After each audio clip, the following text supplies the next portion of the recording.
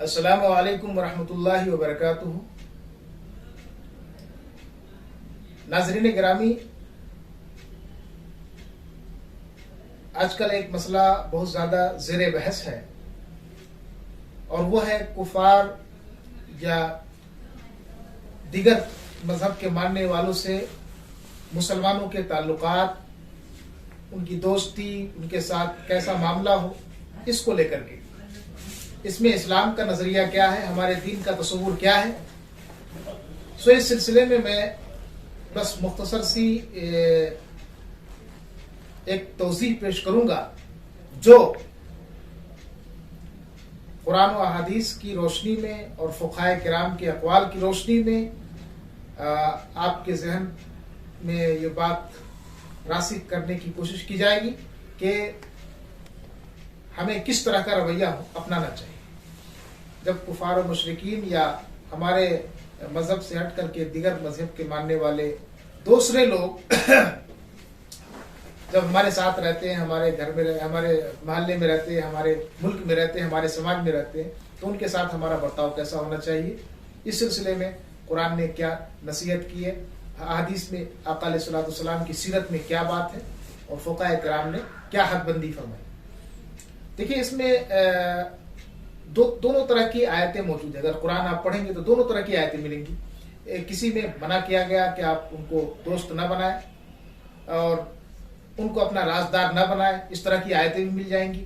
जो मोमिन है उन्हीं को अपना राजदार और दोस्त बनाए, जो गैर मोमिन है उनको अपना राजदार और दोस्त न बनाए, इस तरह की भी आयतें मिल रही है। तो एक मौलात और दोस्ती जिसे कहते हैं उसकी ममानियत कुरान करीम के अंदर आई है। लेकिन दूसरी भी आयतें हैं जिनमें यह कहा गया कि आप बहैसियत इंसान, आप बहैसियत मजहब न देखें बल्कि एक इंसान के हैसियत से उनके साथ कैसा सलूक रखें और उनके साथ कैसा बर्ताव रखें, इसकी भी तालीम कुरान के अंदर है। तो पहले हमें उन चीजों को समझना पड़ेगा कि कुरान की आयतों में जहां पर ममानियत आई है कि आप ताल्लुक या उनसे दोस्ती न करें, उसका मफहूम और रियल एक मिसदाक क्या है, हकीकी उसका माना क्या है, इसको आपको समझना पड़ेगा। उसका पस मंजर और उसका पेश मंजर है, सब लेकर के तब जाकर के आपको ये क्लियर होकर के समझ में आएगी कि किस तरह से हम उनके साथ बर्ताव रखें या न रखें। आप यूं ही कोई आयत सुना करके हुक्म जारी नहीं कर सकते कि बिल्कुल लिया आप किसी तरह का ताल्लुक न रखें, या वो नफरत के लायक है उससे नफरत करें, या वो किसी लायक नहीं है आप उसको न उनसे बात करें, न उनसे किसी किस्म का कोई ताल्लुक कायम करें। इस तरह का हुक्म नहीं चला सकते। खास तौर से इस सिचुएशन में जब हम एक ऐसी कंट्री में है, ऐसे मुल्क में जहाँ इस्लामी कंट्री नहीं है, इस्लामी हुकूमत नहीं है, हम नॉन मुस्लिम कंट्री में है और यहाँ पर जो हम हैं वो एक अकलियत के तौर पे माइनॉरिटीज में से आते हैं। तो इस तरह के हालात में, इस तरह की सिचुएशन में हमारा कुरान और हदीस की रोशनी में कैसा तस्वुर होना चाहिए और कैसा रवैया होना चाहिए, उसको समझना जरूरी है। नहीं तो ये सिर्फ कोई कुरान की आयत सुना करके, हदीस सुना करके अगर आपको गलत कॉन्सेप्ट देने की कोशिश करे तो उससे आप बचें। तो पहले आप देखें कि जिन आयतों में मना किया गया है कि आप उनसे ताल्लुक न रखें, तर्के मौला, तो उसका मफहूम क्या है। जैसे एक आयत है कि या अय्युहल्लज़ीना आमनू ला तत्तखिज़ू अदुव्वी व अदुव्वकुम औलिया, ऐ ईमान वालों मेरे दुश्मन और अपने दुश्मन को दोस्त न बनो। तुल्क़ौना इलैहिम बिल मवद्दा, ऐसे दोस्त न बनाओ तुम उनको मोहब्बत का पैगाम भेजवाओ। दूसरी आयत में या अय्युहल्लज़ीना आमनू ला तत्तखिज़ू बितानतम मिन दूनिकुम, ऐ मोमिनो अपने अलावा यानी मोमिन के अलावा किसी को अपना राजदार न बनाओ, बिताना का लफ्ज़ है। इन सब आयतों के अंदर जो हिदायत और अहकाम हमें मिलते हैं उनका खुलासा यही है कि कुफार और मुशरिकीन से दोस्ती व कुर्बत मना है, दोस्ती और कुर्बत मना है, क्योंकि वो हकीकत में कुर्बत के लायक नहीं बल्कि वो अल्लाह और अहले ईमान के दुश्मन में कहे जाते हैं। इसलिए न उनको अपने पोशीदा मामलात में राजदार बनाए और न ही उस तमन्ना में रहे कि उनको दोस्ती मोहब्बत का पैगाम भेजा जाए। बज़ाहिर इन आयत करीमा से बाज लोग इस गलत फहमी का शिकार हो जाते हैं कि कुफार और मुशरिकीन से भी किसी तरह का हुस्न सुलूक या रवादारी दुरुस्त नहीं, जो आपके मजहब का नहीं उनसे किसी तरह की रवादारी आप नहीं कर सकते। ये गलत फहमी है, वो हमारे किसी भी ताल्लुक के लायक नहीं। हालांकि ये मुराद नहीं, क्योंकि इस्लाम में जो नॉन मुस्लिम्स हैं उनके साथ या किसी भी इंसान के साथ बदखुल्की की गुंजाइश नहीं है। बदअखलाकी का रवैया अपनाने का कहीं भी आप दिखा दीजिए, कोई तालीम है हमारे इस्लाम के अंदर? हमारे आका अलैहिस्सलाम की सीरत उठाइए, मक्की जिंदगी हो या मदनी जिंदगी, कबले हिजरत हो या बादे हिजरत हो, जंग की हालत में हो या अमन की हालत में, किसी भी सिचुएशन में हमारे आका अलैहिस्सलाम की सीरत है कि आपने बदअखलाकी की तालीम दी हो, बदअखलाकी की कि किसी पर जुल्म किया जाए, किसी पर सता। या तो हालत जंग में जब वो हमसे आमादे जंग है, बरसरे मैदान में हमसे वो तलवार हम पर लहरा रहे हैं, उस हालत में भी आका अलैहिस्सलाम ने चंद हिदायत दी है। उनमें से वो हिदायत हैं कि उनके बच्चों को, उनके कमजोर को, उनके बीमार को, या जो तुमसे नहीं लड़ रहे हैं उन पर तुम वार न करो। नहीं मार सकते, मना, हराम है, कोई हक नहीं आपको तलवार चलाने। तो रह गई बात हुस्न सुलूक की, तो ये तो हमारे इस्लाम की पहचान और इस्लामी मुआशरत की बुनियाद, जिसकी मुआनत कहीं भी किसी हाल में नहीं आई। किसी भी इंसान के साथ बदसलूकी करना, उसे तकलीफ पहुंचाना इस्लाम की तालीमात के मुनाफी और उसके मुखालिफ है। किस तरह का ताल्लुक मना है, इसको समझने के लिए जरूरी है कि हम लोगों के आपसी ताल्लुकात और मामलात जो होते हैं उसको समझें। देखिए, दो तरह का ताल्लुक होता है। एक ताल्लुक कल्बी दोस्ती, कल्बी लगाव, कल्बी मोहब्बत, कल्बी मुवद्दत, एक ताल्लुक ये है, यानी उसे दिल में जगह देना या उसके साथ ऐसा कल्बी और दिली रिश्ता कायम कर लेना कि उसकी खुशी से आपकी को खुशी हो और उसके गम से आपको गम हो। इस तरह का ताल्लुक, कुरान की आयत जिसमें कहा गया कि दोस्त न बनाओ, इस तरह का ताल्लुक मना किया गया। जाहिर है कि जब उससे दोस्ती करोगे, तुम्हारा कल्बी लगाव होगा, तो वो तो आपके मजहब में नहीं है। तो जो उस अपने मजहब के मुताबिक शिरकिया अमाल करे, कुफरिया अमाल करे, उस पर मुमकिन है कि तुम भी उसमें शामिल हो जाओ और तुम उसको पसंद करने लगो। किसी भी शिरकिया अमल पर राजी होना भी शिर्क है, कुफरिया अमल पर राजी होना भी कुफर है। कोई कुफरिया अमल कर रहा है और आप कर रहे हैं, ठीक है, बहुत अच्छा कर रहा है, कोई गलत नहीं, उस पर रजामंदी भी कुफ्र है।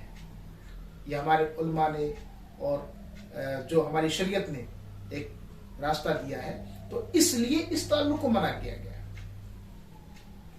आप बहैसियती इंसान उससे ताल्लुक रखें, एक समाज में रहते रखें, इस किस्म का ताल्लुक कतई तौर पर जायज है।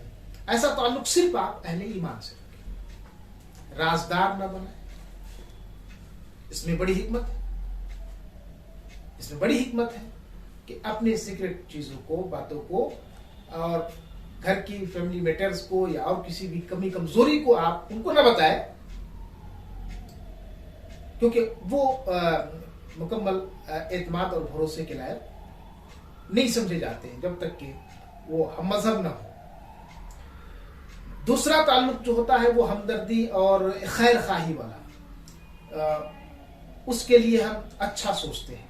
ये जिसको हमारे आका अलैहिस्सलाम ने फरमाया कि अद्दीनु नुस्हा या नसीहा, कि दीन सरापा खैर खाही का नाम, कि वो खैर खाही हर एक के हक में आप अच्छा सोचें, उनकी भलाई सोचें।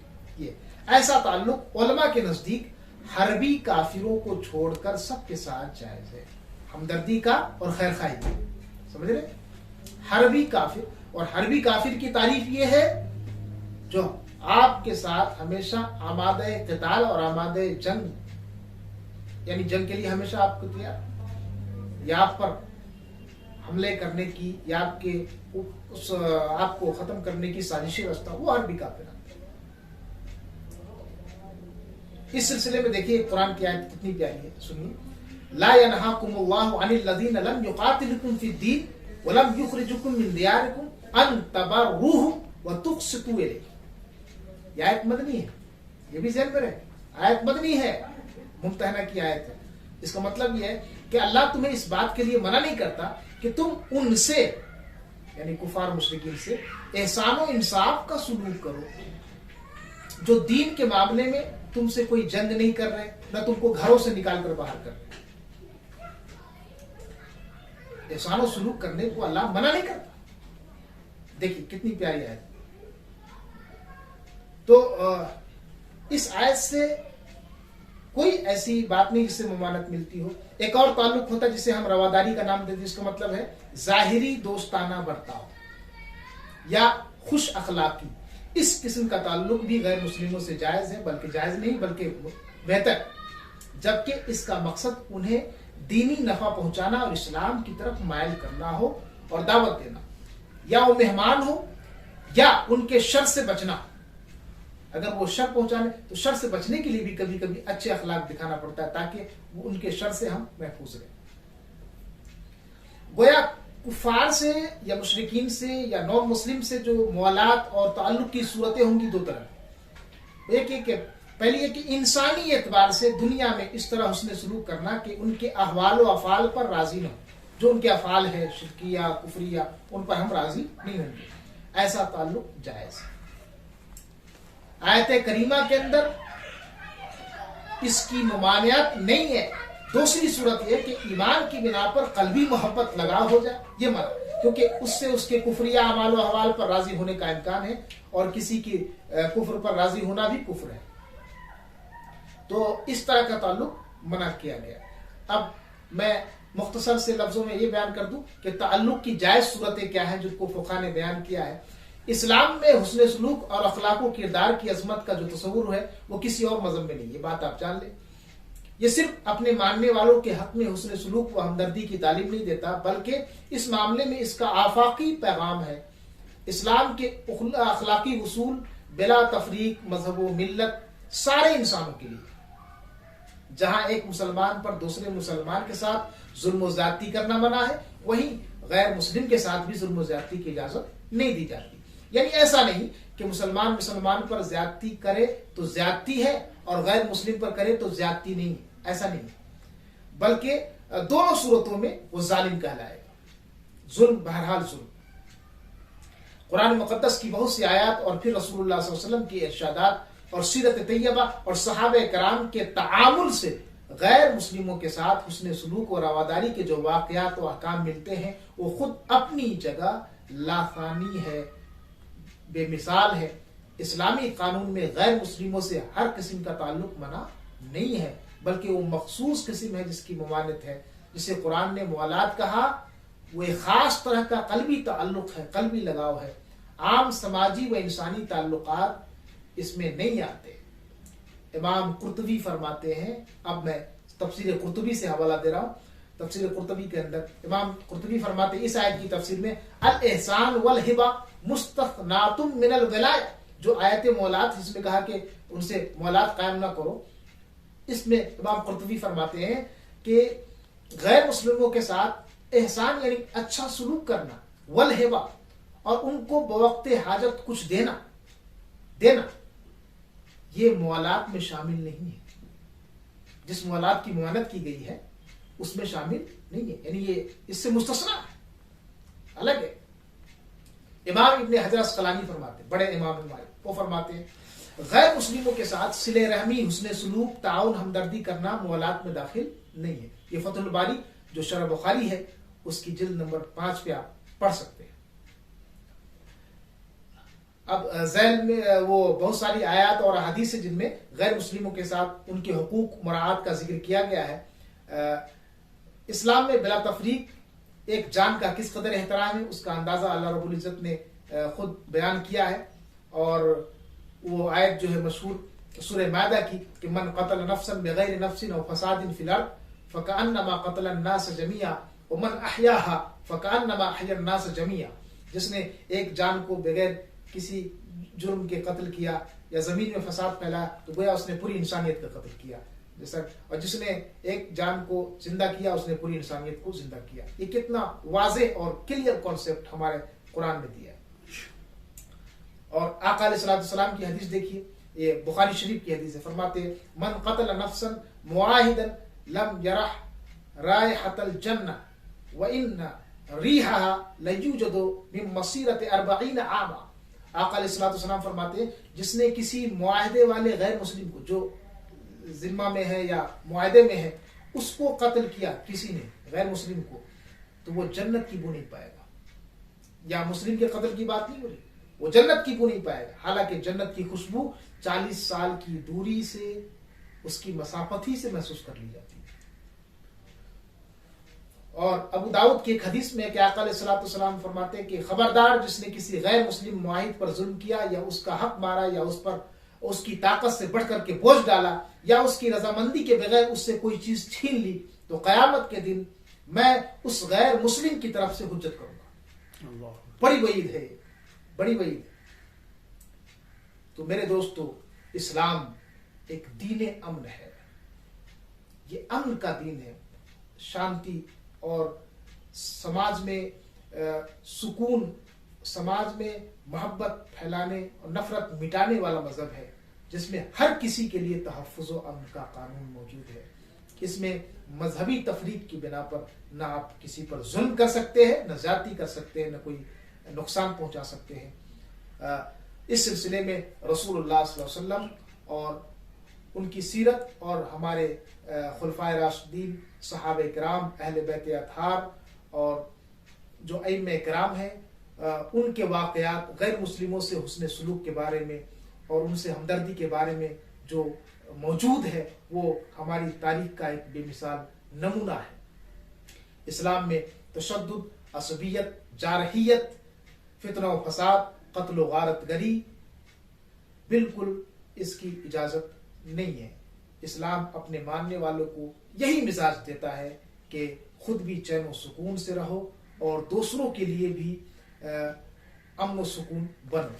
शमा की तरह जिए बज़्म गहे आलम में, खुद जले दीदे अगयार को भी ना कर।